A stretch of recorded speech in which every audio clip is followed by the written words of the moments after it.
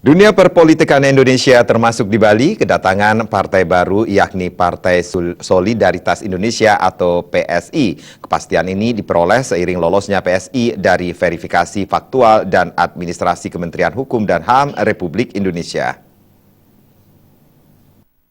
Merupakan satu-satunya partai politik yang telah lolos verifikasi dan telah resmi berbadan hukum di antara 6 partai politik yang telah mendaftar di Kemenkumham RI. Setelah dinyatakan lolos, kini partai politik yang dipimpin Ketua Umum Grace Natali ini tengah menyiapkan diri untuk melakukan verifikasi di Komisi Pemilihan Umum KPU. Saat jumpa pers di kantor Sekretariat DPW PSI Bali, Jalan Tukat, Barito Timur, nomor 7 Denpasar, Minggu lalu, Ketua DPW PSI Bali Dengayasa Adi Susanto menyatakan sangat bersyukur karena Bali menjadi daerah terakhir yang menjadi verifikasi oleh Kemenkumham. Adi Susanto juga bersyukur setelah verifikasi terakhir ini, akhirnya PSI lolos menjadi partai politik. Dalam menghadapi verifikasi KPU, PSI Bali optimis dapat melaluinya karena prosesnya hampir sama dengan verifikasi Kemenkumham yang telah sukses dilalui.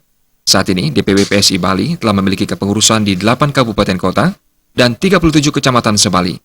DPD belum terbentuk di Kabupaten Jembrana. Pembentukan DPD di Jembrana menjadi target pasca lolosnya PSI dari verifikasi Kemenkumham RI. DPW PSI Bali juga akan meningkatkan soliditas jaringan di tingkat DPD dan DPC, bahkan hingga ke tingkat ranting. Verifikasi oleh Kementerian Hukum dan HAM sehingga PSI sekarang memiliki badan hukum dan tentu saja ketika memiliki badan hukum belum tentu bisa ikut pemilu. Jadi untuk syarat untuk bisa ikut pemilu sesuai dengan peraturan Komisi Pemilihan Umum bahwasannya partai itu harus juga lolos verifikasi baik verifikasi administratif maupun verifikasi faktual dari KPU, dan inilah saatnya saat ini sedang kami persiapkan paling tidak bulan Juni tahun 2017 nanti PSI itu sudah siap untuk diverifikasi oleh KPU, dan persyaratannya akan kami persiapkan mulai besok ya, karena hari ini kami melakukan gathering dengan teman-teman media dan juga Brodansis pengurus PSI se-Bali.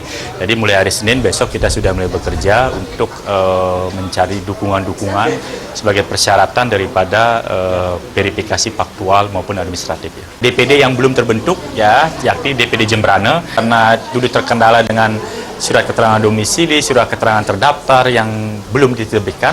Tentu saja kami akan selesaikan kepengurusannya paling lambatlah 3-4 bulan ke depan. Politisi asal desa Bukbuk Karangasem ini juga menyatakan sebagai partai baru yang lebih mengedepankan anak muda dan kader perempuan, PSI menyatakan siap bersaing dan menjadi tahap awal bagi pemuda dalam berpolitik. Dengan modal pemuda dan kader perempuan, Dengayasa yakin PSI akan menjadi partai yang berbeda. Sekitar 42% kepengurusan PSI adalah perempuan, sedangkan sisanya merupakan generasi muda. Meski telah lolos verifikasi Kementerian Hukum dan HAM, PSI Bali tidak berniat ambil bagian dalam konstelasi politik Pilkada Bali, terutama dalam penentuan pemimpin di Bali. Partainya kini fokus terhadap konsolidasi internal dan sibuk mengumpulkan 1.000 KTP per kabupaten kota beserta surat pernyataan. Hingga saat ini belum ada calon pemimpin Bali yang telah dideklarasikan selama ini yang berasal dari kalangan muda atau memiliki rekam jejak sebagai pendobrak, seperti Gubernur DKI Jakarta Basuki Cahayapurnama atau Ahok. Hal ini juga mendasari keengganan PSI turut serta dalam perhelatan Pilkada Bali tersebut. Tim Liputan Bali TV.